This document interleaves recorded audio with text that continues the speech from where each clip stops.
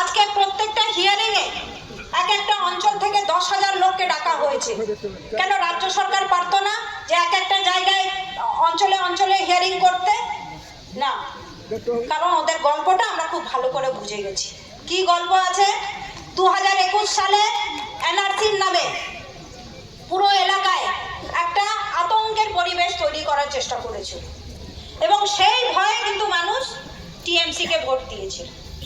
ঠিক এখন ভোটের সময়, অন্যান্য সময়ও তো এসআইআর হয়েছে, কখনো এরকম ধরনের সমস্যা তো হয়নি।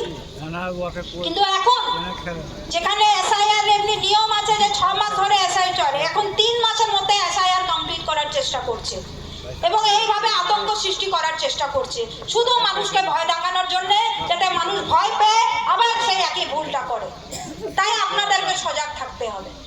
আমরা আপনাদের পাশে আছি। আমরা অলরেডি বলেছি যে এসআইআর এর অত্যাচার যদি না বন্ধ হয় আমরা বৃহত্তর আন্দোলনে নামবো এবং কংগ্রেস আপনাদের জন্য লড়াই করবে। আজকে শামসি রেলওয়ে ওভারব্রিজ 2011-12 সালে যখন আপনারা আমাকে সুযোগ দিয়েছিলেন, আমি উত্তর মালদার সাংসদ ছিলাম। রেলওয়ে আমাদের ইউপিএ 2 সরকার, রেলওয়ে মন্ত্রী থেকে আমি railway overbridge, Samsi railway ওভারব্রিজটা sanction করিয়ে আনতে পেরেছিলাম। আমাদের রেলওয়ে বাজেটেও সেটা মেনশন করা ছিল। কিন্তু দেখলাম কি 2014 যেমনই হলো, বিজেপি সরকার এলো, তারপর থেকে আর কোনো খবর নেই। আমি বারবার করে এটা লোকসভাতেও তুলেছি, আমি যখন রাজ্যসভায় ছিলাম রাজ্যসভাতেও তুলেছিলাম, কিন্তু দেখলাম যে কোনো রেজাল্ট নেই।